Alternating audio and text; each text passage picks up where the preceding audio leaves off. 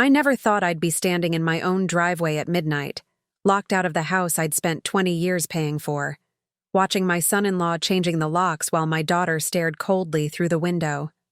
The house where my grandchildren had taken their first steps. The house that held the last memories of my late husband. "You can't just lock me out, Derek," I called, my voice barely audible over the howling winter wind. "This is my home." Derek didn't even pause, continuing to drill with methodical precision. Before we jump back in, tell us where you're tuning in from, and if this story touches you, make sure you're subscribed, because tomorrow I've saved something extra special for you. "Not anymore, Margaret," he replied without looking up. "Eliza would want her children to have security for their future. Consider this your eviction notice." What Derek and Eliza didn't know was that 30 years working as a real estate agent had taught me one crucial lesson. Always read the fine print. And the deed to that house? It contained a clause that was about to change everything. The trouble began 4 months ago when Eliza called in tears. They were struggling financially, she explained, and they'd fallen behind on their mortgage payments. "We don't know what to do, Mom," she'd sobbed, while Derek remained stoically silent in the background of our video call. "We might lose the house." I'd been alone for 5 years since Harold's passing from heart failure.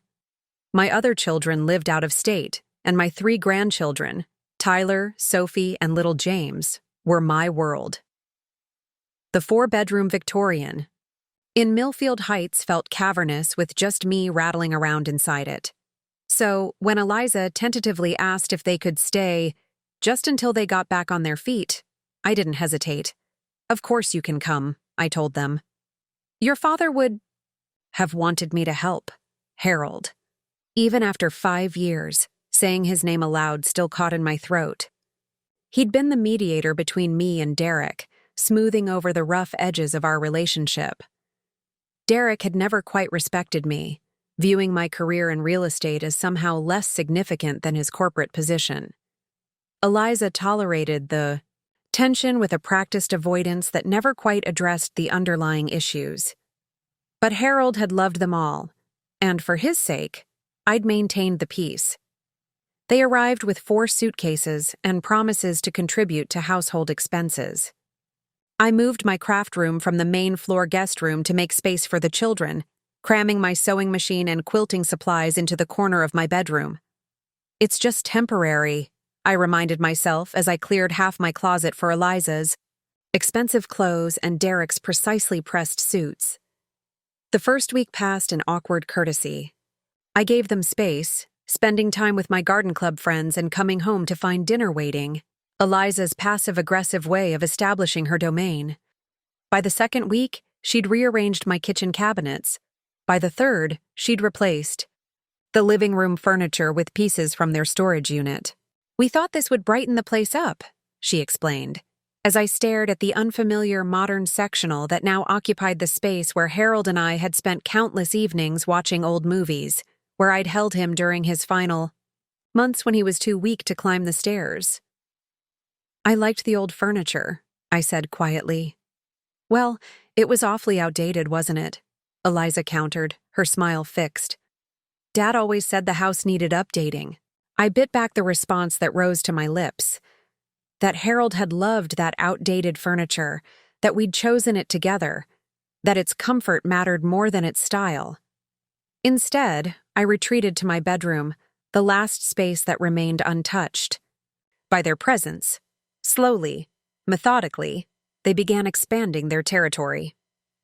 Derek installed a satellite dish without asking, canceling my streaming services because cable has better programming for the children. Eliza replaced the family photos on the mantle, subtly removing those that featured only Harold and me, leaving those that included themselves or the children. My morning tea routine was disrupted by Eliza's insistence that the kitchen was too cluttered when both of us tried to use it, so I found myself having tea on the porch instead, even as the weather turned colder. Susan Chen, my closest friend and former colleague from the real estate office, noticed the change in me first. "You look exhausted," she commented one morning as we met for our usual Saturday breakfast at the Millfield Diner. "Trouble sleeping?" "Just adjusting to a fuller house," I replied, attempting a smile that didn't reach my eyes. Susan raised an eyebrow, unconvinced. "How long are Eliza and Derek planning to stay exactly?" I realized I didn't have an answer. What had begun as an emergency measure had evolved into an open-ended arrangement. When I broached the subject with Derek that evening, his response was dismissive. "The job market's still tough. Rushing into a new situation would be financially irresponsible," he said, changing the channel on my television without looking up. "Eliza and I are thinking of staying through the school year at least." "No sense. Disrupting the children's education." The school year. I swallowed hard, thinking of the holidays ahead. Last Christmas had been quiet, just me and a few friends, keeping traditions simple. Now, Eliza was already talking about hosting a proper family Christmas with place settings for 16 and a guest list that included Derek's colleagues I'd met only at their wedding. By October, the boundaries had dissolved entirely. I'd arrive home to find strangers in my living room, Derek's work associates, Eliza's workout friends, looking at me with confusion when I walked through my own front door. My favorite reading chair was moved to the basement because it didn't match the new aesthetic. The garage was reorganized, my gardening tools relocated to make space for Derek's exercise equipment. The rose garden Harold and I had tended was partially removed for a children's play area.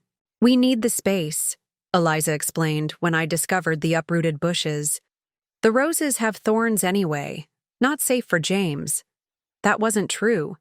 Those particular roses were a thornless variety Harold had specifically selected because they reminded him of my favorite perfume. Now they were gone, another piece of him erased from our home. The Millfield Heights Victorian hadn't impressed me when our realtor first showed it to us. It needed work. The kitchen was outdated, the bathrooms worn, the gardens overgrown. But Harold had stood in the empty living room, sunlight streaming through the stained glass windows, and declared, "This is where our grandchildren will visit someday." Harold had always possessed that vision, the ability to see possibilities where I saw only problems. It was what had drawn me to him in the first place, 40 years ago, when we met at a community college night class. He was studying engineering. I was taking real estate fundamentals. He asked to borrow my textbook and ended up borrowing my heart. We purchased the house 5 years after our wedding, when I was pregnant with our second child. It was at the absolute limit of what we could afford, with Harold still establishing his engineering practice and me working part-time at a local real estate office while raising our firstborn, Thomas. Eliza would come 2 years later, followed by our youngest, David, who now lived in Seattle with his family. Harold's parents had offered to help with the down payment, a gesture that surprised me, given their initial reservations about our marriage. "No strings attached," his father had said, sliding the check across the table at our celebratory dinner. "Just a little something to get you started," but Harold had politely declined. "We want to do this on our own," he explained, squeezing my hand under the table. He'd learned early from watching his own parents' strained relationships with extended family that financial independence was sacred. Taking money meant taking advice, taking criticism, taking control. We didn't want our first home to be a gift with invisible strings, so we scraped together the down payment ourselves. For the first year, our furniture consisted of cast-offs from friends and thrift store finds. We painted every room ourselves, often working late into the night after putting the children to bed. The kitchen renovation took 2 years of weekends. With Harold learning plumbing and electrical work from library books, I designed the gardens, plotting out rose beds and researching which perennials would thrive in our climate. When Thomas left for college, we converted his room into a guest space for visiting friends and family. When Eliza moved out after high school, Her room became my sewing and craft room. David's room remained largely unchanged through his college years, as he returned home frequently.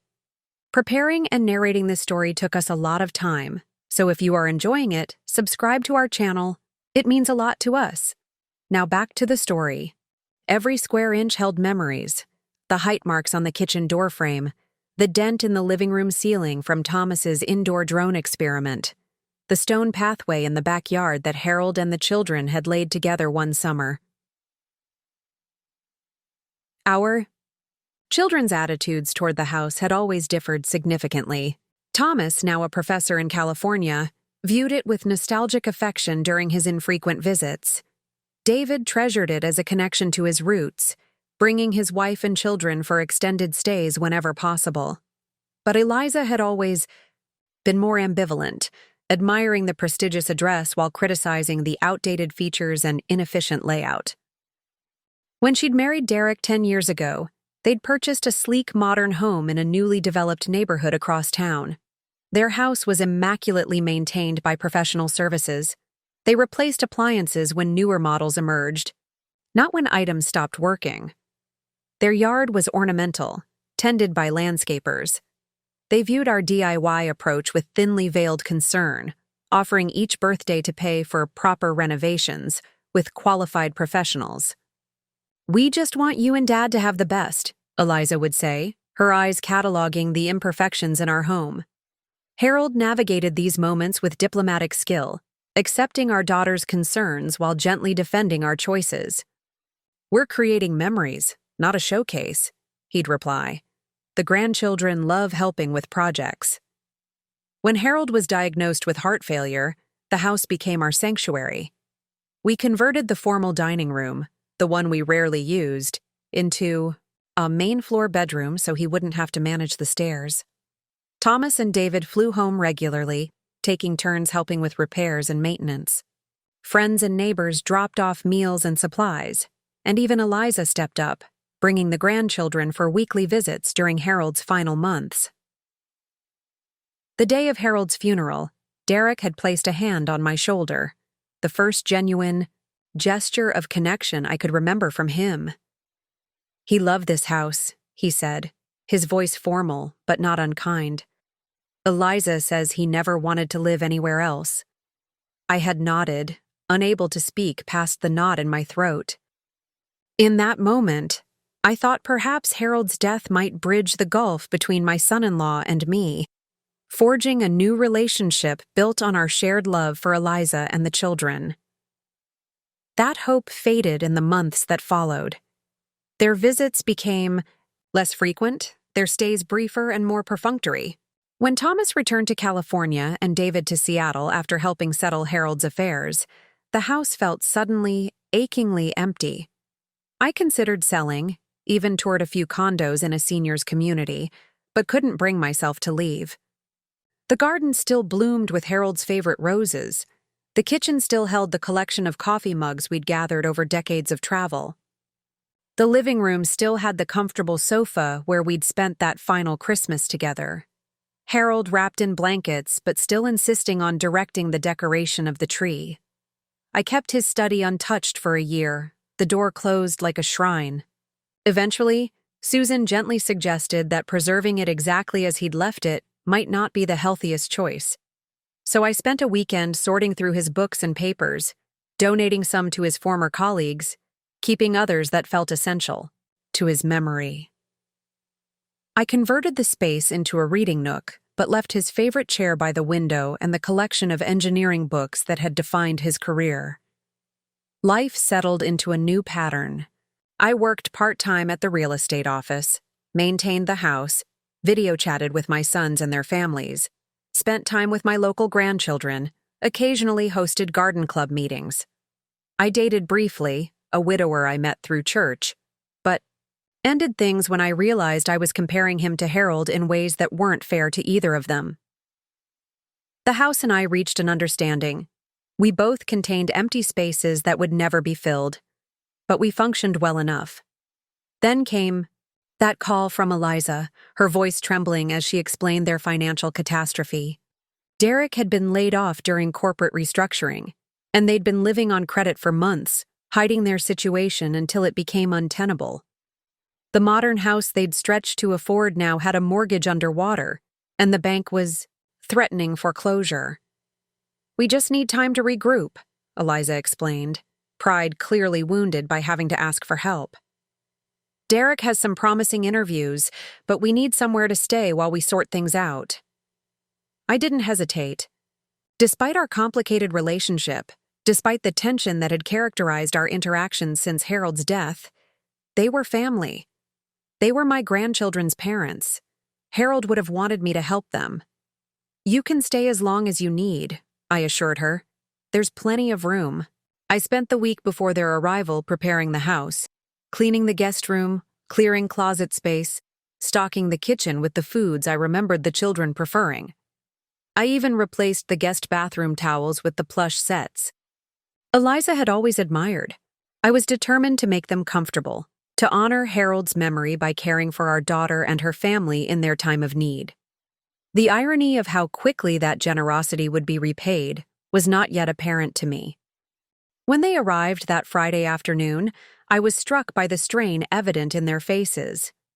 Derek's confident demeanor seemed brittle, a veneer covering obvious stress. Eliza looked exhausted, her usually immaculate appearance slightly disheveled. The children, however, were excited. Tyler, 12, immediately asked if he could still climb the oak tree in the backyard. Sophie, 9, wanted to know if I'd teach her to sew, and little James, barely 4, clung to my legs with the unfiltered affection only young children can offer. "We can't thank you enough, Mom," Eliza said as she carried a suitcase toward the stairs. "This means everything to us right now." In that moment, watching my daughter struggle with both the physical and emotional weight she carried, I felt a surge of maternal protectiveness. Whatever our differences, whatever tensions existed between us, I would do everything in my power to help them rebuild their lives. I could not have imagined that within 4 months, that same daughter would be watching silently from the window as her husband changed the locks on my doors. The morning Eliza, Derek, and the children moved in, the October sun cast long shadows across the front porch, illuminating dust motes that danced in the crisp autumn air, an appropriate metaphor for what would become a turning point in my life, though I didn't recognize it then. Their SUV pulled into the driveway precisely at 10, packed to the roof with necessities they'd selected from their soon-to-be foreclosed home. I stepped onto the porch to greet them, my heart aching at the sight of Eliza's red-rimmed eyes and the uncharacteristic slump in Derek's normally rigid posture. Financial disaster had clearly taken a toll on their carefully cultivated image of success. "Mom," Eliza said, accepting my embrace with unusual fervor. "I don't know what we would have done without you." "That's what family is for," I replied, meaning it sincerely despite our complicated history. "Let's get the children settled." James clung to my hand as we entered the house, his small fingers sticky with the remnants of a car snack. "Grandma, can I sleep in Grandpa's chair tonight?" The innocent question caught me off guard. "Grandpa's chair is for sitting, sweetheart.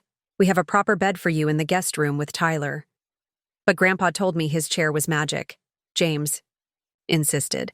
"He said it could take you anywhere while you were sleeping." The memory of Harold spinning fantastic bedtime stories for the children during their visits filled my eyes with unexpected tears. I knelt to James's level. "Maybe we can read in Grandpa's chair before bedtime instead. Would that work?" He nodded, solemnly, and I found myself grateful for his uncomplicated acceptance, a quality that was notably absent in the adults currently filing into my home. "We've put Tyler and James in the blue guest room," I explained to Eliza as she surveyed the quai entryway with critical eyes. "Sophie can have the small bedroom next to my craft room. I've cleared space in the closets and dressers." "That should work for now," Eliza replied, the qualifier hanging in the air between us. "Though the boys might need their own spaces eventually. Tyler's at an age where he needs privacy." I nodded, choosing not to remind her that the arrangement was supposed to be temporary. "We can reassess if needed. I've made up the master guest room for you and Derek." Derek appeared then, carrying 2 large suitcases. "Where should I put these?" "I'll show you," I offered, leading him upstairs to the guest room I'd spent days preparing. I'd replaced the floral curtains with more modern navy drapes I thought they'd prefer, added a television, and cleared Harold's old dresser completely. Derek set the bags down, surveying the space with an appraising eye. "This will do," he said finally, his tone suggesting minimal approval rather than gratitude. "Though the bathroom is rather dated, isn't it?" "It functions perfectly," I replied evenly, refusing to apologize for the avocado-colored tiles that had been trendy when we'd last renovated. "Towels are in the linen closet, and I've cleared a shelf in the medicine cabinet." We settled into an uneasy routine over the next few days. The children adapted quickest, finding joy in the spacious yard and the novelty of staying in their grandparents' home. Tyler discovered Harold's old collection of model airplanes in the attic and spent hours carefully examining each one. Sophie took to following me around the garden, showing genuine interest in the names and care of different plants. James found contentment in simple pleasures: the tire swing Harold had hung from the oak tree, the hidden cubby under the stairs where I kept toys for their visits. The adults navigated more complex territory. Eliza approached the situation with a thin veneer of gratitude that barely masked her embarrassment at needing help. Derek maintained his usual emotional distance, spending hours on his laptop sending resumes and networking emails, emerging mainly for meals. On the 5th day, Eliza broached the subject of household expenses over dinner. "We want to contribute, of course," she said, as the children excitedly recounted their day's adventures to an attentive but distracted Derek. "Though our circumstances are limited at present." "There's no rush," I assured her. "The mortgage is paid off, and having you here doesn't significantly increase costs." Derek cleared his throat, setting down his fork with precision. "We insist on paying our way. We're not charity cases." The sharpness in his tone drew even the children's attention momentarily. I maintained my composure. "I never suggested you were. Family helps family. That's all this is." "Yes." "Well," Eliza interjected smoothly, placing a calming hand on her husband's arm, "we thought perhaps we could handle the groceries and cooking to start. And once Derek secures a new position, we can discuss a more formal arrangement." I nodded, happy to accept this compromise.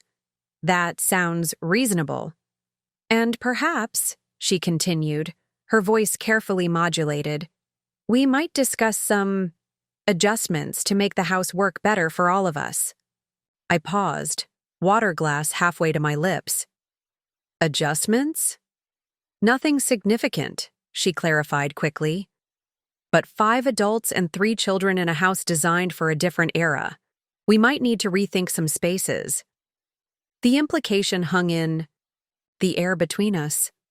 I set my glass down carefully. "What exactly are you suggesting, Eliza?"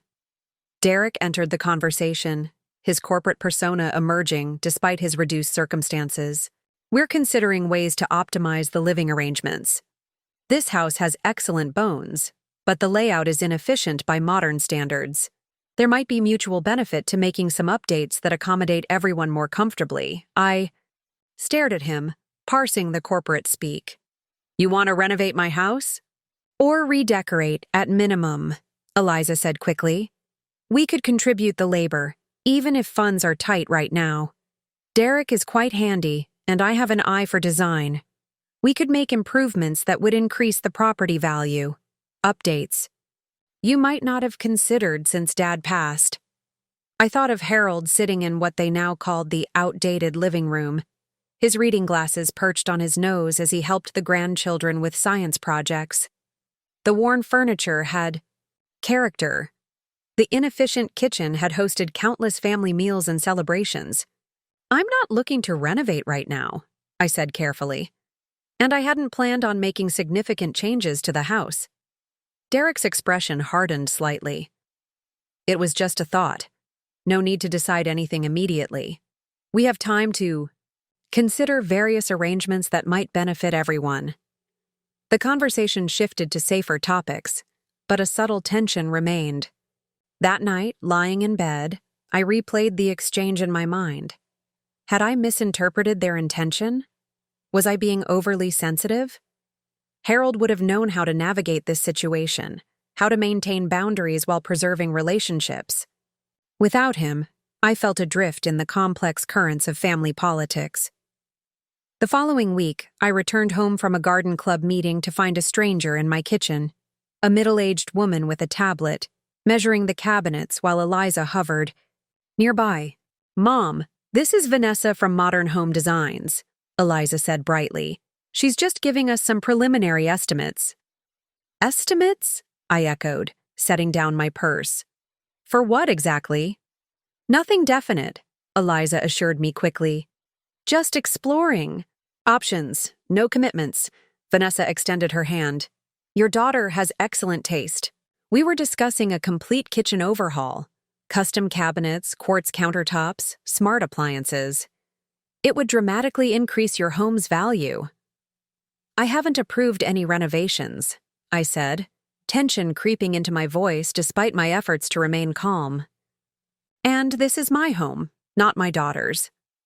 Vanessa's smile faltered as she glanced between us. "I seem to have misunderstood. Mrs. Winters gave me the impression that this was a family decision." "A misunderstanding," I said firmly. "Thank you for your time, but we won't be needing your services." After Vanessa left, Eliza's pleasant mask slipped. "That was unnecessarily rude, Mom. I was only trying to help improve the house." "It's not your place to arrange renovations without consulting me," I replied, keeping my voice level. "This is still my home." "Yes, and you've let it stagnate," she snapped. "Dad would be disappointed to see how you've resisted updating anything since he died. It's as if you're living in a museum to the past." The accusation stung precisely because it contained a grain of truth. I had been reluctant to change anything that reminded me of Harold. But that was my choice to make, not Eliza's. "We need to establish some boundaries," I said after a moment. "I'm happy to have you all here while you regroup financially, but that doesn't extend to making unilateral decisions about my property." Eliza's expression softened into something approaching contrition. "You're right, of course. I overstepped. It's just that, well, Derek and I have been discussing our future quite seriously. Starting over at our age is daunting. This house represents stability, something familiar connected to Dad. Is it so wrong to want to contribute to its improvement?" Put that way, her actions seemed more understandable, if still presumptuous. I felt my anger ebbing. "I appreciate the thought," I said more gently. "But in the future, please discuss any such ideas with me first." She nodded, apologizing again before retreating upstairs. That evening, Derek approached me in the living room, his manner conciliatory. "Eliza means, well," he said, hovering in the doorway. "She expresses care through homemaking. It gives her a sense of control in an uncertain situation." "I understand," I replied. "But there need to be clear boundaries." He nodded thoughtfully. "Perhaps we should formalize our arrangement. We could draw up an agreement. Something that protects everyone's interests while we navigate this transition." The real estate agent in me recognized the wisdom in this suggestion, even as something in his phrasing, "navigate this transition," raised a flag of caution. Still, I agreed. A written agreement might prevent future misunderstandings and provide clarity about expectations on both sides. "I'll contact my lawyer," I offered. "We can review a draft together." Derek smiled. The tension between us momentarily eased. "That seems sensible. To family solutions," he added, raising an imaginary glass in a toast. I returned the gesture, unaware that I was setting in motion a chain of events that would ultimately lead to that cold night on my driveway, locked out of my own home. The transition from guests to housemates happened so gradually that I barely noticed the shifting boundaries until they were already redrawn. It began with small adjustments that seemed reasonable in isolation, Eliza rearranging the kitchen cabinets for better workflow, Derek setting up a home office in what had been my reading nook because the guest room lacked proper light for his job search. I adapted, telling myself it was temporary. But as weeks stretched into months, the accommodations became more significant and increasingly one-sided. The first major change came when I returned from a weekend visiting David in Seattle to find my bedroom furniture rearranged. The dressing table that had faced the eastern windows, positioned so that I could watch the birds at the feeder Harold had installed, now faced the opposite wall. The feng shui was all wrong, Eliza explained when I questioned the change. This arrangement brings better energy flow, and we took the opportunity to deep clean while you were away. I stood in the doorway, disoriented in my own bedroom, trying to articulate why this well-intentioned gesture felt like a violation. It wasn't just furniture. It was the erasure of a ritual, a connection to the birds Harold and I had watched together each morning over coffee. I appreciate the thought, I said carefully, but I preferred the previous arrangement. Eliza's expression fell. We were only trying to help. Derek spent hours moving that heavy dresser. Guilt crept in. They had expended effort after all, and I found myself capitulating. It's fine. Thank you for the cleaning. That night, I lay awake facing the wrong direction, the moonlight falling unfamiliarly across the ceiling, and realized that I had surrendered something important without sufficient resistance. The encroachments continued, their pace accelerating. Derek's temporary workspace expanded to include filing cabinets and a printer stand. The linen closet was emptied of my carefully ironed table linens, ones I'd embroidered myself, to accommodate Eliza's more practical bedding sets. Those old linens were so fussy, she explained, and they required special washing. These microfiber sets are much more efficient. They had been wedding gifts, hand-embroidered by Harold's mother, used for every holiday dinner we'd hosted for 40 years. Now they were relegated to a box in the attic, deemed impractical by modern standards. My craft room, the space where I created quilts for each new grandchild and local charity, became the next battleground. 7 weeks into their stay, Eliza approached me with what she presented as a reasonable proposal. "Mom, we've been discussing the room situation," she began, standing in my craft room doorway as I worked on a quilt for the church raffle. "This space would make an excellent bedroom for Sophie. The current arrangement has her feeling isolated from the rest of us, and she's at an age where she needs her own dedicated space." I looked up from my work, momentarily speechless. This room, with my sewing machine positioned by the window for the best natural light, my fabric stash organized, in custom shelving Harold had built, was my last truly private space in the house. "I need my craft room," I said finally. "This is where I work on projects for the church and the grandchildren." Eliza nodded as if she'd anticipated this objection. "We thought of that. You could easily set up your sewing machine in the corner of your bedroom.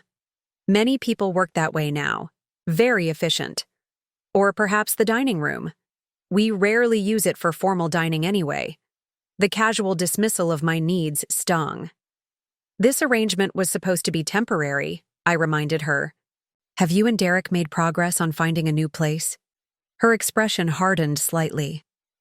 "The housing market remains challenging, and frankly, Mom, Derek's job search is taking longer than anticipated. That's why we're trying to find more comfortable solutions for the extended interim."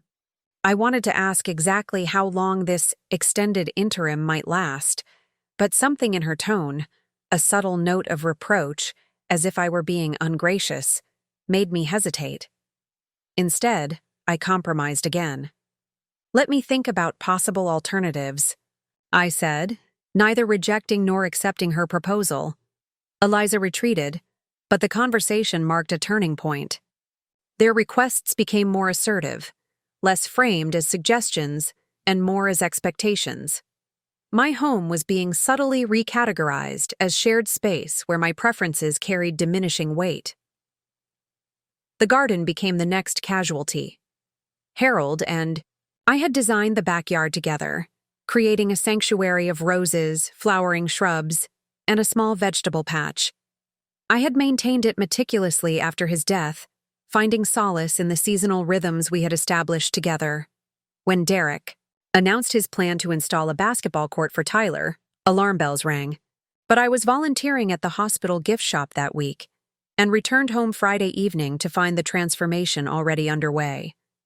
The rose beds along the back fence had been removed, the carefully cultivated soil covered with gravel base for a concrete pad. "We've hired a contractor," Derek informed me proudly. "They'll be back Monday to pour the concrete and set up the hoop." Tyler's thrilled. It'll give him something productive to do after school. The roses Harold had planted for our 35th anniversary, gone without consultation or warning. The bench where we had sat on summer evenings, watching fireflies, dance above the garden, relocated to a side yard where it looked forlorn and out of place. "You should have discussed this with me first," I said, my voice shaking with suppressed emotion. Those roses were special to Harold and me. Derek's expression was dismissive. "They were dying anyway, Margaret, and this is a much better use of the space. Tyler needs physical activity, not sentimental reminders." "They weren't dying," I protested. "I've maintained those rose bushes for decades." Eliza joined us then, putting an arm around my shoulders in a gesture that felt more restraining than comforting. "Mom, we know you're attached to Dad's garden, but we have to think about what's best for the children now. Tyler's at a critical age. Keeping him engaged in healthy activities at home means knowing where he is and who he's with." The implication was clear. My sentimental attachment to plants was being weighed against my grandson's well-being and found wanting. How could I argue against anything presented as beneficial to the children without appearing selfish? The pattern, repeated with increasing frequency. A boundary would be crossed, I would protest, and a compromise would be reached that somehow always resulted in my original position being eroded. Derek and Eliza would apologize for overstepping, then commit essentially the same offense in a different area of the house or aspect of our living arrangement. My designated shelf in the refrigerator shrank as Eliza's organic, gluten-free ingredients expanded. The laundry schedule I'd maintained for years was disrupted by her insistence on running smaller, more frequent loads with specific detergents. The living room television, once tuned to my mystery programs or occasional cooking shows, became the permanent domain of children's programming and Derek's sports channels. Even my daily routines were disrupted. The peaceful morning tea ritual that had structured my days since Harold's death was crowded out by the chaos of getting 3 children ready for school. The evening hours I'd spent reading in the living room became impossible amid the constant soundtrack of video games and Eliza's lengthy phone conversations with friends. I retreated further into my remaining private spaces, spending more time at the garden club, the hospital volunteer program, or visiting friends, anywhere to escape the gradual colonization of my home. When I expressed concerns to Eliza about the changing dynamics, she brushed them aside with practiced ease. "We're just trying to make things work for everyone, Mom. 5 people in a house built for a different era requires adjustments. Dad would want us to find a comfortable balance." The invocation of Harold's wishes, presumed and declared with such confidence, was perhaps the most difficult to counter. How could I argue against what Harold might have wanted without seeming petty or unkind? The emotional leverage was subtle but effective, silencing objections I might otherwise have voiced more forcefully. By the 3-month mark of their temporary stay, I no longer felt like the owner of my home, but rather a tolerated occupant, whose preferences were secondary to the new household order established by Derek and Eliza. The written agreement I had promised to arrange remained undrafted, partly due to my busy volunteer schedule, but mostly because I sensed that formalizing the arrangement would somehow make it more permanent, more difficult to undo. What I didn't yet understand was that Derek and Eliza were already several steps ahead in a game whose rules I didn't fully comprehend, a game where possession, both literal and figurative, trumped legal ownership in ways I would soon discover at great personal cost. As November turned to December, holiday decorations became the new field of contention. For 40 years, Harold and I had followed the same tradition. The tree went up the second weekend of December, adorned with ornaments collected throughout our marriage, many handmade by the children in their younger years. This year, I returned from church the first Sunday of December to find a towering pre-lit artificial tree occupying the bay window, decorated with coordinating silver and blue ornaments I'd never seen before. "Surprise!" Eliza exclaimed when she saw my expression. "We thought we'd get a head start on the holiday spirit. The children were so excited to help." My well-loved ornaments, the ceramic star Thomas had made in second grade, the wooden angels David had carved in his high school shop class, the delicate glass bells Harold and I had received as wedding gifts, were nowhere to be seen. "Where are our family ornaments?" I asked, looking around the room that had been transformed with coordinating garlands and stockings in the same silver-blue theme. "In the attic," Eliza replied dismissively. "They didn't really go with the aesthetic we were creating. Besides, most of them were quite worn." That was precisely their value, the wear that came from decades of handling, of being placed on trees, year after year by hands big and small, of witnessing our family's growth through joy and sorrow. The artificial perfection that had replaced them left me feeling hollow, another piece of my history casually set aside. That evening, after the children were in bed, I climbed to the attic and found the boxes of Christmas memories pushed to the back corner, labeled Old Xmas Decor in Eliza's precise handwriting. Sitting alone among the dusty rafters, I opened a box and lifted out the small felt reindeer Eliza herself had made in kindergarten, its googly eyes now slightly crooked, its red pom-pom nose faded. How could she discard her own childhood creations so easily? How had my daughter become someone who valued coordinated aesthetics over family history? And more importantly, how had I allowed myself to be so thoroughly sidelined in my own home? As I carefully returned the ornament to its box, a terrible clarity settled over me. This was not a temporary arrangement that had gradually exceeded its boundaries. This was a systematic displacement, whether conscious or unconscious, that would continue until nothing of my life with Harold remained visible in the home we had built together. The question was, what was I prepared to do about it? "You look absolutely exhausted, Margaret." Susan didn't mince words as she settled into the booth across from me at the Millfield Diner, our traditional Saturday breakfast spot for over a decade. "And you've lost weight, and not in a good way." I stirred my tea absently, realizing I'd forgotten to add honey. Such small disorientation had become common lately. "I'm fine, just adjusting to a busy household." Susan's shrewd gaze, honed by 30 years in real estate, saw through my feeble deflection. "Margaret Henderson, I've known you since we sold our first fixer-upper together in 1982. You've raised 3 children, cared for Harold through his illness, and managed a successful career without ever looking as depleted as you do right now. This isn't about a busy household. This is about boundaries being trampled." The simple truth of her assessment broke something loose inside me.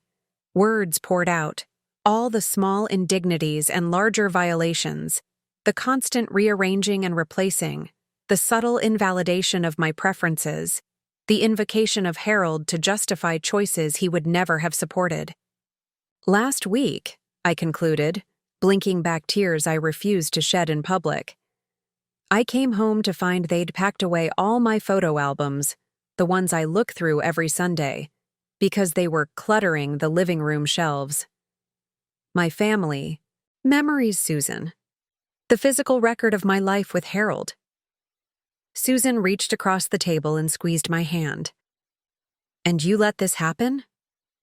The question stung with its implication of weakness. What was I supposed to do? Create a scene in front of the grandchildren?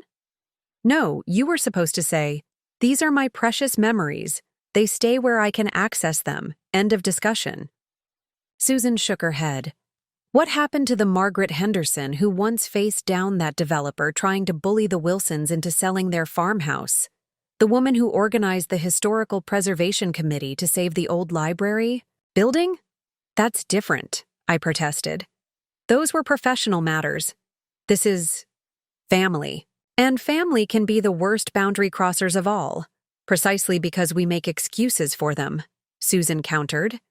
From where I'm sitting, it's actually quite simple. They're taking advantage of your grief and your grandmother's heart to systematically take over your home. Put so bluntly, the situation sounded absurd. Yet I couldn't deny the accuracy of her assessment. Have you even put your arrangement in writing? Susan continued. You're a retired real estate agent, for heaven's sake. Tell me you at least formalized the terms of their stay. I looked away, embarrassed by my own negligence. I meant to contact Lawrence about drafting something, but you never did, Susan finished. Oh, Margaret.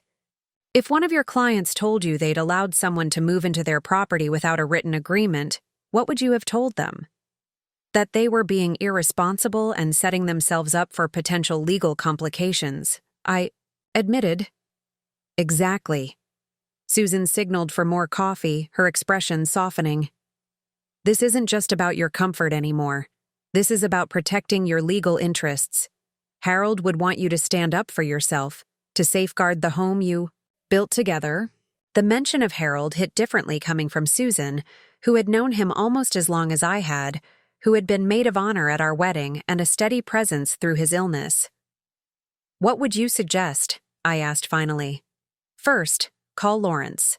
Today, not tomorrow, today, and have him draft a formal month-to-month agreement. Second, reclaim your space. Move your photo albums back, restore your routines, make it clear that while they're welcome as guests, the final decisions rest with you. I left breakfast with Susan feeling both energized and apprehensive. Her clear-eyed assessment had confirmed what I'd been reluctant to acknowledge. The situation with Eliza and Derek had moved well beyond a temporary family accommodation into something more troubling. I resolved to contact Lawrence, my longtime attorney, first thing Monday morning to draft a formal agreement. That determination lasted precisely until I arrived home and found my kitchen in disarray, its contents spread across every available surface. What's happening here? I asked, watching as Derek removed cabinet doors while Eliza sorted through my dishes, creating distinct keep and donate piles. Oh, Mom. Eliza smiled brightly, apparently oblivious to my distress. Perfect timing. We've decided to surprise you with that kitchen update we discussed. Derek's brother is a contractor, and he's giving us an amazing deal if we do the prep work ourselves. We didn't discuss a kitchen update, I said, my voice tightening as I watched Derek dismantle the cherrywood cabinets Harold had carefully restored decades ago. We specifically agreed you wouldn't make changes without consulting me first. Derek barely glanced up from his work. Eliza mentioned you were hesitant, but we thought once you saw the plans, you'd understand the value. These old cabinets are technically functional, but they're outdated. We've selected a modern white shaker style that will brighten the whole space. Stop. The word came out sharper than I'd intended, causing both of them to freeze momentarily. Put the tools down and listen to me. This is not your house to renovate. I do not want new cabinets. I do not want a kitchen update. I want you to restore everything exactly as it was. A tense silence filled the kitchen. Eliza's expression shifted from surprise to something harder, more calculating. Mom, she said finally, her voice carefully controlled, I understand you're attached to things the way they are, but this renovation would significantly increase your property value. We're trying to help. I don't need that kind of help, I replied, fighting to keep my voice steady. What I need is for my boundaries to be respected in my own home. Derek set down his screwdriver with deliberate calm. Margaret, I think you're overreacting. We're making improvements at our expense. Improvements that benefit everyone, including you. It's not an improvement if I don't want it, I countered. And you haven't answered my question. When did we discuss this? When did I agree to you dismantling my kitchen? Eliza and Derek exchanged a look I couldn't quite interpret. We mentioned kitchen updates several times, Eliza said smoothly. You never explicitly objected. The blatant mischaracterization of our previous conversations left me momentarily speechless. I had objected, repeatedly and explicitly, to their renovation plans. That they could rewrite history so confidently was both infuriating and deeply unsettling. This stops now, I said firmly. Please restore the cabinets and return my kitchen to its previous state.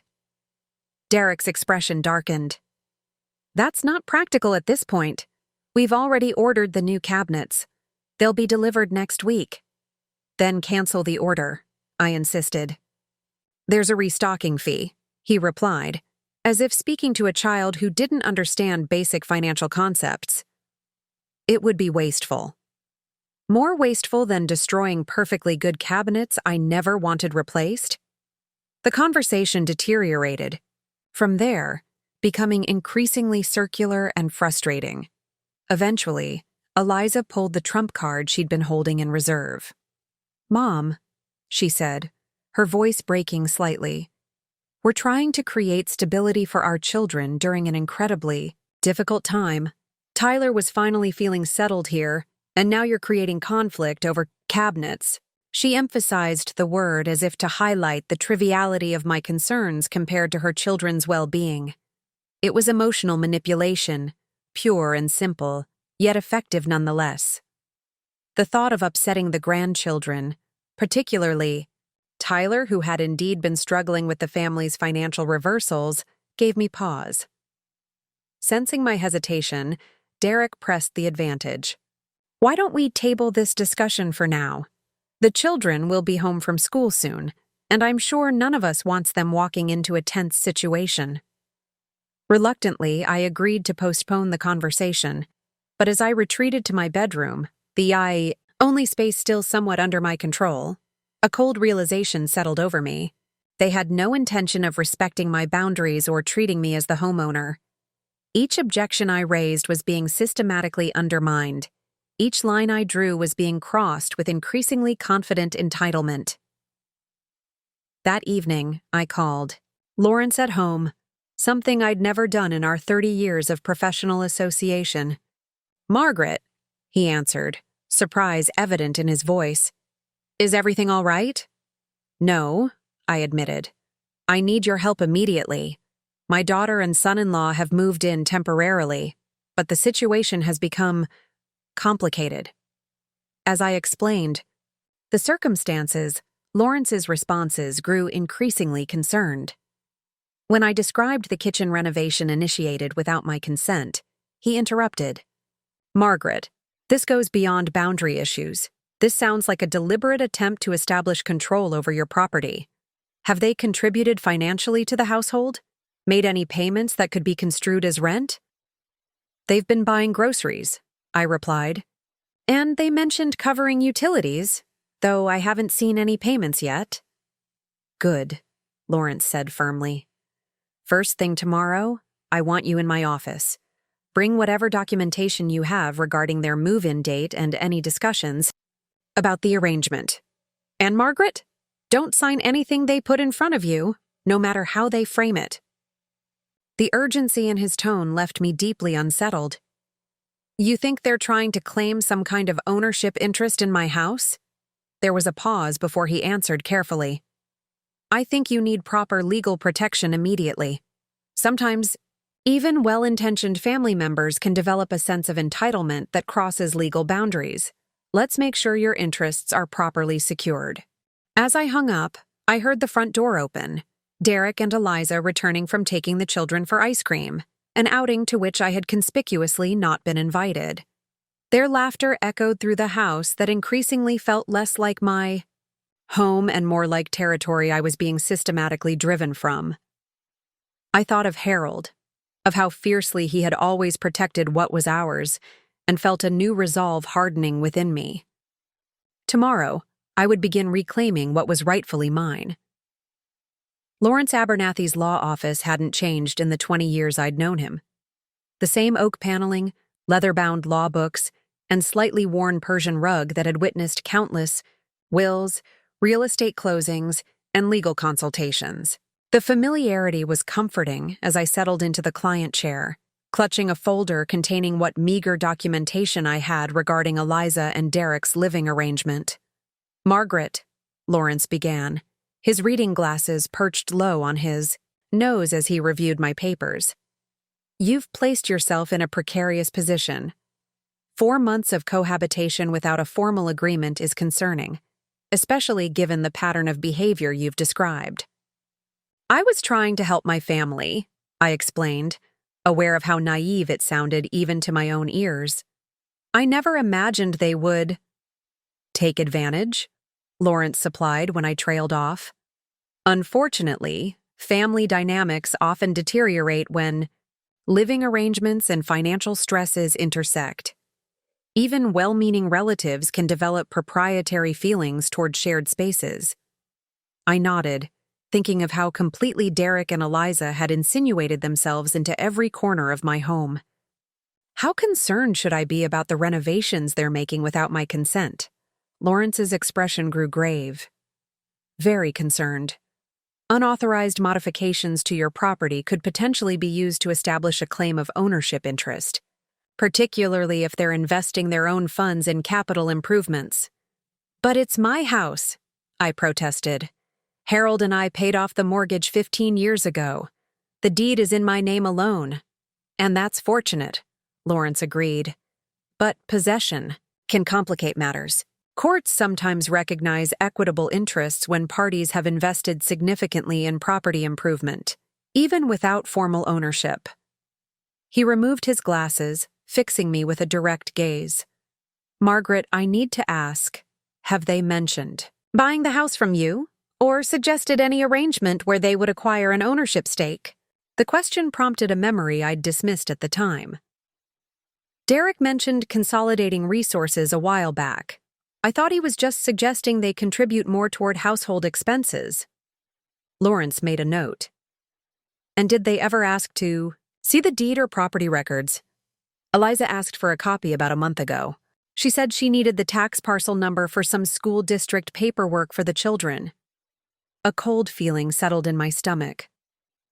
"I gave her access to my file cabinet where I keep all the house documents." Lawrence's pen paused mid-note. "Have you checked those documents recently? Verified that everything is still there and unchanged?" I hadn't, and my expression must have answered for me. "We need to examine your deed immediately," Lawrence said, reaching for his phone. "My clerk can pull the property records from the county office while we talk." As we waited, Lawrence outlined a strategy to legally reassert my authority over the property. "First, we'll draft a formal month-to-month rental agreement with specific terms regarding property modifications, common areas, and expected contributions.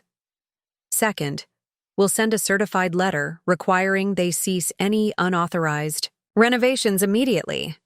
"They'll be angry," I said, picturing Derek's likely reaction to formal legal boundaries. "Possibly," Lawrence acknowledged, "but anger is preferable to the alternative, them establishing a claim that could complicate your ownership rights." His clerk entered with a printout of my property records. Lawrence reviewed them carefully, his expression revealing nothing until he reached the final page. "When did you last check these records, Margaret?" "Not since Harold's will was probated," I admitted. "The house transferred to me completely then." "Why?" He slid the papers across the desk. "Because according to this, a quitclaim deed was filed 3 weeks ago, transferring partial interest in your property to Elizabeth and Derek Winters." The room seemed to tilt sideways. "That's impossible. I never signed anything like that." Lawrence pointed to a signature on the document. "Is this your signature?" I studied it closely, my hand shaking. "It resembles mine, but I never signed this." "Never." Lawrence's expression darkened. "Then we're dealing with something far more serious than boundary issues, Margaret. This appears to be deed fraud, a criminal offense." He pulled out a legal pad and began writing rapidly. Here's what we're going to do. First, we'll file an emergency petition to invalidate the quitclaim deed on grounds of fraud. Second, we'll seek a temporary restraining order preventing further modifications to your property while this is sorted out. Third, I'm calling Judge Patterson directly. We've worked together for 30 years, and he owes me a favor. The methodical way Lawrence outlined these steps should have been reassuring, but I felt only a growing sense of betrayal and disbelief. How could they do this? They're my family. Lawrence's expression softened momentarily. Family can be our greatest support or our greatest vulnerability. They knew you trusted them, and apparently they exploited that trust. As he continued assembling his legal strategy, a memory surfaced. Eliza asking me to sign several documents for Tyler's school, field trip approval, and some insurance paperwork while I was distracted cooking dinner. I'd signed without reading carefully, trusting my daughter implicitly. Had that trust been weaponized against me? What happens now? I asked, still struggling to process the magnitude of what my daughter and son-in-law had attempted. Now we move. Quickly, Lawrence replied. Judge Patterson can see us at 4 o'clock today. I need you to return home, act normally, and avoid confrontation until we have the legal protections in place. Can you do that? I nodded, though the thought of maintaining a calm facade while knowing what they had done seemed nearly impossible. One more thing, Lawrence added, his tone grave. If the quitclaim deed was indeed fraudulent, we'll need to decide whether to pursue criminal charges. The implication hit me like a physical blow. Criminal charges against my own daughter? The thought was unbearable, yet so was the realization that she and Derek had attempted to steal my home through deception. Let's focus on invalidating the deed first, I said finally. I can't think beyond that right now. As I left Lawrence's office, clutching copies of the fraudulent documents and our legal strategy, I felt a strange mix of devastation and determination. The betrayal cut deep, far deeper than I could have imagined, but beneath the hurt, a slow-burning anger was beginning to build. For too long, I had compromised, accommodated, and retreated in my own home. For too long, I had allowed Eliza and Derek to manipulate my maternal instincts and memories of Harold to serve their purposes. That ended today. I drove home with a single thought pulsing through my mind. The house Harold and I had built together, the home where we had raised our children and made 40 years of memories, would not be taken from me by deception or manipulation.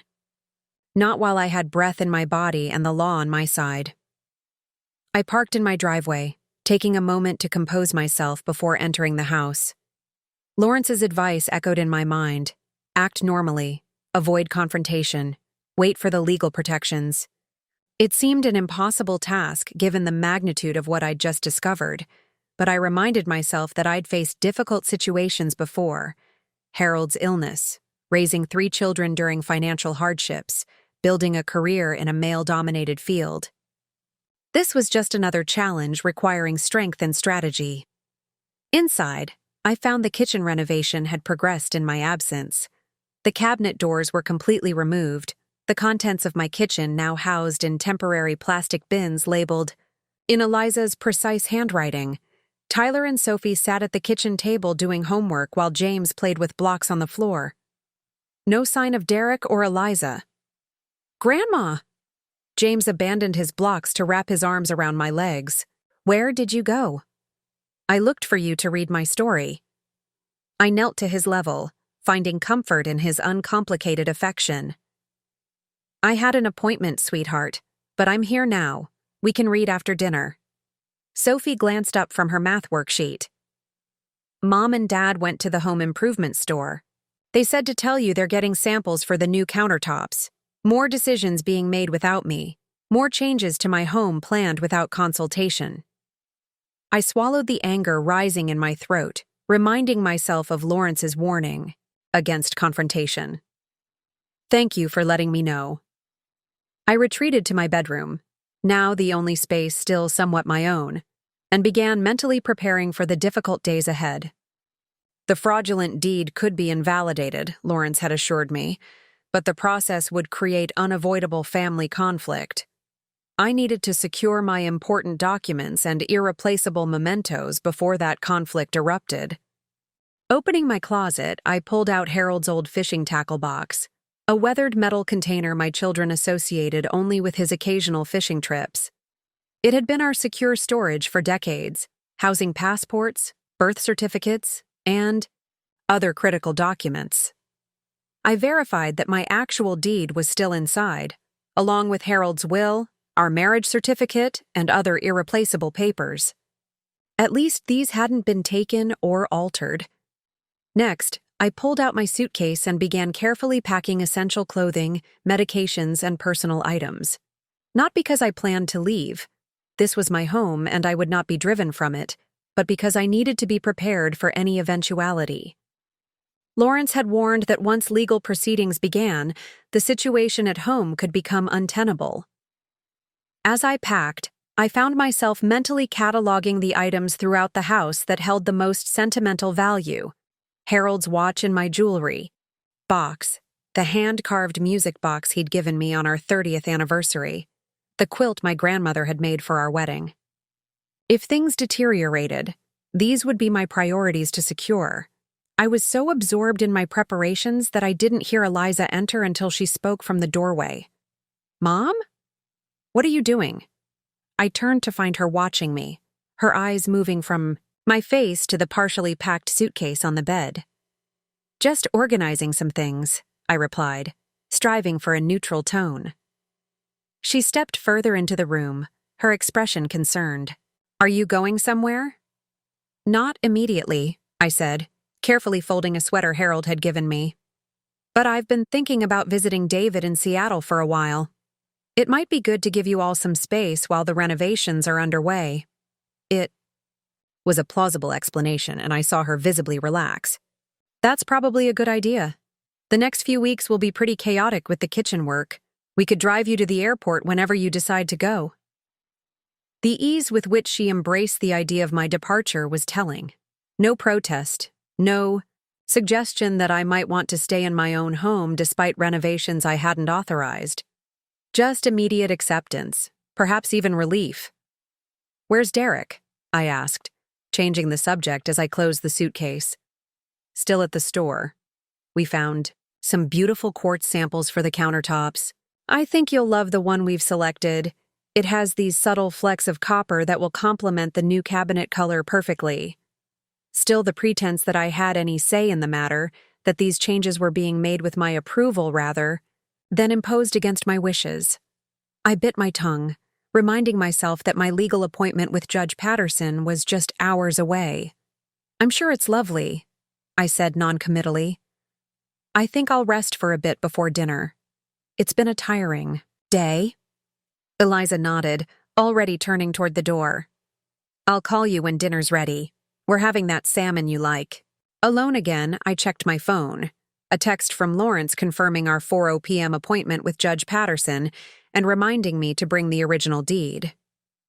I tucked the tackle box into my tote bag and set an alarm, not trusting myself to keep track of time in my distracted state. Then I sat at my dressing table, staring at my reflection in the mirror Harold had given me for our first anniversary. The woman looking back at me appeared older than I remembered, the lines around her eyes deeper, her expression weighted with a sadness that went beyond grief. Yet there was something else there too, a hardness, a determination I recognized from difficult moments in my past. "They will not take our home," I whispered to Harold's memory, drawing strength from the decades we'd spent building our life within these walls. "Not like this. Not through lies and manipulation." At precisely 3:30, I emerged from my room dressed in my most professional outfit, the navy suit I'd worn to Harold's funeral and to countless real estate closings before retirement. Eliza raised an eyebrow at my formal appearance but made no comment as I explained I needed to attend to some paperwork related to Harold's estate. "Will you be back for dinner?"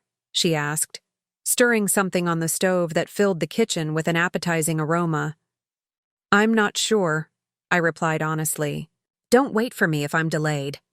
I kissed each grandchild goodbye, lingering perhaps a moment longer than usual with little James, who was engrossed in a picture book on the living room floor. Whatever happened in the coming days, these children were innocent participants in their parents' schemes. Their well-being would remain my concern regardless of the legal battles ahead. As I drove to the courthouse, I remembered something Harold used to say when we faced difficult decisions. Do what's right, not what's easy. In that moment, the path forward became clear. Confronting my own daughter's betrayal would be the hardest thing I'd ever done, but protecting the home we'd built together was undeniably right. With that clarity came a resolve that straightened my spine and steadied my hands on the steering wheel. I was done retreating. I was done accommodating. I was ready to fight for what was mine. Judge Patterson's chambers were intimate and imposing, walls lined with legal volumes, certificates of distinction, and family photographs that humanized the stern-faced man behind the desk. Lawrence had clearly explained our situation in advance, as the judge's initial questions were pointed and specific. Mrs. Henderson, are you absolutely certain you did not knowingly sign this quitclaim deed? He asked, examining the document. Through reading glasses. I am certain, Your Honor, I replied firmly. I never intended to transfer any ownership interest in my home to my daughter and son-in-law. I believe my signature was obtained through deception. He nodded, making a notation in the file. And you can produce the original deed confirming your sole ownership? I opened the tackle box, retrieving the deed Harold and I had received at our closing decades ago, later transferred solely to me after his death. The judge compared the documents carefully. The signature patterns show notable inconsistencies, he observed. While not definitive without expert analysis, there's sufficient cause for concern. He looked up, his expression grave. Mrs. Henderson, do you understand that pursuing this matter may have serious consequences for your family relationships? I do, Your Honor, I said, my voice steady despite the emotions churning beneath. But allowing this fraudulent transfer to stand would dishonor my late husband's memory and everything we built together. Something in my words seemed to resonate with him. He nodded, then began writing on an official form. I'm issuing a temporary restraining order, invalidating the quitclaim deed pending full legal review. Additionally, I'm ordering that no further modifications be made to the property without the express written consent of Mrs. Henderson as the property's legal owner. He signed with a flourish. This order is effective immediately upon service. Lawrence squeezed my hand. Thank you, Your Honor. We'll have the sheriff deliver the order this evening. See that you do, Judge Patterson replied, removing his glasses. And Mrs. Henderson? Take precautions. Family disputes over property can become volatile. Those words echoed in my mind as I drove home, the court order secure in my purse. Lawrence had offered to accompany me, but I'd declined. This confrontation needed to happen on my terms, in the home that was rightfully mine. I arrived to find Derek's car in the driveway alongside an unfamiliar contractor's van. Taking a deep breath, I entered through the front door to find chaos. In the kitchen, workers removing the old countertops while Derek supervised and Eliza directed the children to stay in the living room. What's going on here? I demanded, though I could see plainly enough. Derek barely glanced my way. The demolition crew is removing the old countertops. The new quartz arrives tomorrow. Stop the work immediately, I said, my voice carrying an authority that caused everyone in the room to freeze. All of you, please put down your tools. The workers looked uncertainly between Derek and me. Ignore her, Derek told them dismissively. Continue working. We're on a schedule. I opened my purse and withdrew the court order. Perhaps this will clarify the situation. This is a temporary restraining order signed by Judge Patterson explicitly prohibiting any further modifications to this property without my written consent. Derek snatched the document from my hand, his face darkening as he scanned its contents. What the hell is this? What have you done? I've protected my home, I replied evenly. The home that you and Eliza attempted to steal through fraud. The workers had stopped now, sensing the escalating tension. Eliza appeared from the living room, her expression shifting from confusion to alarm as she saw the paper in Derek's hand. "Mom? What's happening?" "What's happening?" I said, meeting her gaze directly. "Is that I've discovered the fraudulent quitclaim deed you filed 3 weeks ago, attempting to transfer my property into your names without my knowledge or consent." Way. Color drained from her face. "You don't understand." "I understand perfectly," I interrupted, turning to address the contractors. "Gentlemen, I apologize for the confusion, but as the legal owner of this property, I'm instructing you to cease work immediately. The court order confirms my authority in this matter." The next 24 hours in my home defined the term Arctic frost. After the contractors departed, gathering their tools with uncomfortable haste, Eliza and Derek retreated to their bedroom for a lengthy, hushed conversation punctuated by occasional raised voices. The children sensed the tension, becoming uncharacteristically subdued.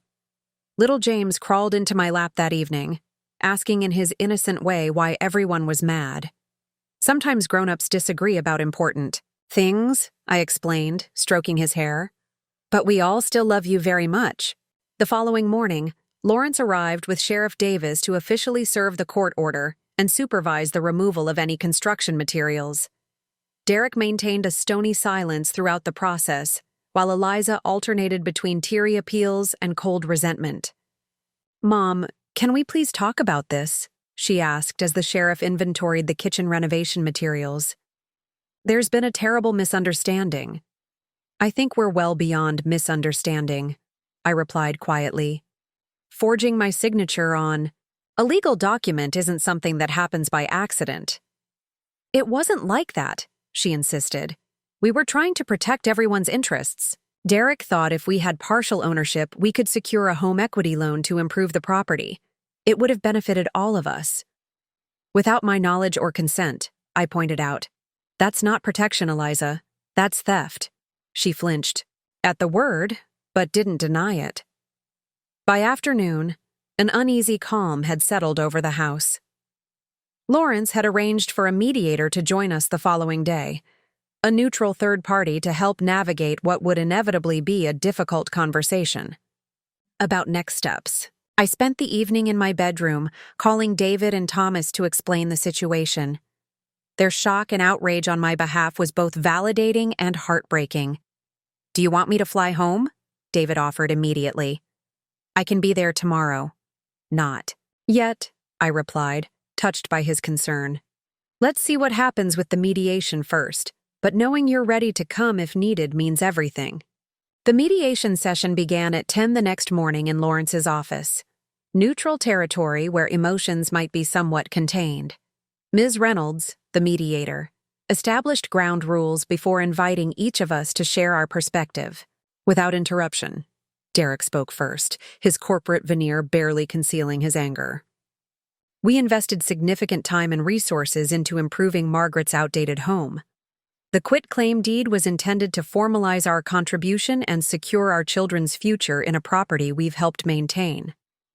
When my turn came, I spoke directly to Eliza rather than Derek. I welcomed you into my home out of love, not with the expectation that you would claim ownership of it. The house represents 40 years of memories with your father, memories I've watched you systematically erase over the past 4 months." Eliza's eyes filled with tears. "We never meant to hurt you, Mom. We just wanted security for our family after losing everything. The house has all that unused space, and you're just one person who worked alongside your father for decades to create that home," I reminded her gently. "One person who has rights and feelings that you've consistently dismissed." The mediation proceeded through several difficult hours, with Ms. Reynolds skillfully guiding us toward practical considerations. It became increasingly clear that continuing to share the house was untenable. The question became, what were the alternatives? "I see 3 potential paths forward," Ms. Reynolds summarized. "First, the Winters family can find alternative housing immediately. with Mrs. Henderson possibly providing some financial assistance toward a rental deposit. Second, we can establish a formal, time-limited rental agreement with strict boundaries until they secure new housing. Or third, Mrs. Henderson might consider selling the property and dividing the proceeds in a way that allows both parties to secure separate housing. I had already decided which option I preferred. "I'm willing to establish a formal month-to-month rental agreement," I said, "with the understanding that it would terminate within 90 days, giving you time to find suitable housing." Derek opened his mouth to object, but Eliza placed a restraining hand on his arm. "What would the terms be?" she asked. Lawrence slid a document across the table, the rental agreement he'd prepared at my request. Standard terms: market rate rent with utilities included, no modifications to the property without written consent, clearly defined shared spaces and private areas. Derek scanned the document, his expression darkening. "This rent is ridiculous. We can't afford this." "It's actually below market rate for a property of that size in Millfield Heights," Lawrence pointed out. "Mrs. Henderson has been quite generous considering the circumstances." After further negotiation, we reached an agreement. 3 months occupancy at a reduced rent, with strict provisions regarding respect for my privacy and property. Additionally, I would help them with the security deposit on a new rental once they found suitable accommodations. Not because they deserved it after their betrayal, but because my grandchildren shouldn't suffer for their parents' poor decisions. As we signed the agreement, I felt no triumph, only sad resolution. This was not how I had imagined my relationship with my daughter would evolve in my later years, but perhaps it was necessary, a painful recalibration of boundaries too long ignored. The weeks following our mediation agreement brought a strange, new rhythm to the house, formal politeness replacing false warmth, clear boundaries instead of constant encroachment. Derek and Eliza spent most evenings hunched over laptop screens, scanning rental listings and mortgage calculators. I reclaimed my spaces gradually, moving my sewing machine back to the craft room, retrieving my photo albums from the attic, restoring Harold's reading chair to its proper place by the window. The children, sensitive to the changed atmosphere, sought reassurance in different ways. Tyler became unusually helpful, offering to carry groceries or help with garden tasks, perhaps attempting to secure his place in a home he sensed was no longer guaranteed. Sophie asked direct questions that her parents deflected. "Why is everyone mad? Are we moving again? Why can't we stay with Grandma?" James simply demanded more of my time, as if instinctively gathering memories before another disruption. I gave them what stability I could, maintaining bedtime stories and weekend pancake breakfasts, despite the tension between the adults. They were innocent bystanders in a conflict not of their making, and my love for them remained unchanged regardless of their parents' actions. Susan visited regularly, providing moral support and practical assistance as I navigated this difficult transition. "You're doing the right thing," she reassured me after a particularly strained evening when Derek and Eliza had returned from an unsuccessful housing search. "Setting boundaries doesn't mean you don't love them." By the second month, a suitable rental house appeared, a 3-bedroom ranch about 20 minutes away, available immediately. I accompanied Eliza to view it, both of us maintaining the careful civility that now characterized our interactions. "It's smaller than what we're used to," she commented as we walked through the modest living room. "But it has a nice yard for the children," I pointed out. "And that breakfast nook gets beautiful morning light." She nodded absently, then paused by the window. "Mom, I know you think we were trying to steal your house, but that wasn't how we saw it. We really thought we were creating a better solution for everyone, a multi-generational home where we could all support each other. By forging my signature, by making decisions about my property without my input or consent." I kept my voice gentle despite the lingering hurt. "That's not support, Eliza. That's control." She had no answer for that, turning instead to examine the kitchen cabinets with sudden intensity. The following week, they signed a lease on the ranch house. True to my word, I provided the security deposit and first month's rent, a significant amount that I drew from my savings without complaint. The children's reaction to the news varied. Tyler stoic but clearly disappointed. Sophie cautiously excited about having her own room again. James confused and seeking constant reassurance that he could still visit Grandma. "Of course you can," I promised, holding him close. "Grandma's house will always be open to you." The day of their departure brought unexpected emotions. As I watched Derek load the last of their belongings into a rented moving truck, I felt not the triumph I might have expected, but a complex mixture of relief, sadness, and cautious hope. Eliza lingered in the entryway after the children were settled in their car. "I don't know when things went so wrong between us," she said softly. "I don't remember deciding to stop seeing you as a person with your own rights and needs." "It happened gradually," I replied. "Small steps that seemed harmless individually but added up to something quite harmful." She nodded, tears gathering. "I'm sorry, Mom. I know that doesn't fix everything, but I am truly sorry." The apology, however belated, loosened something tight in my chest. "Thank you for saying that. It matters." As their vehicles pulled away, I stood on the porch watching until they disappeared around the corner. Then I turned and re-entered my home, my uncontested, peaceful home, alone for the first time in 5 months. The silence was profound. I walked slowly through each room, noting the traces of their presence still visible in scuff marks on the walls, the half-completed kitchen renovation we'd agreed I would finish at my own pace, the faint imprint of Sophie's art supplies on the dining room table. So much had changed, yet the bones of the house Harold and I had shared remained solid beneath it all. In the living room, I settled into Harold's chair, restored to its proper place by the window, and allowed myself to fully feel the tumult of emotions I'd been carefully managing for months. Relief at reclaiming my space, grief over the damaged relationship with my daughter, concern for my grandchildren, and beneath it all, a surprising sense of empowerment. I had stood my ground. I had protected what was mine. I had rediscovered a strength I'd forgotten I possessed. 6 months after Eliza and Derek moved out, I stood in my kitchen admiring the newly completed renovation.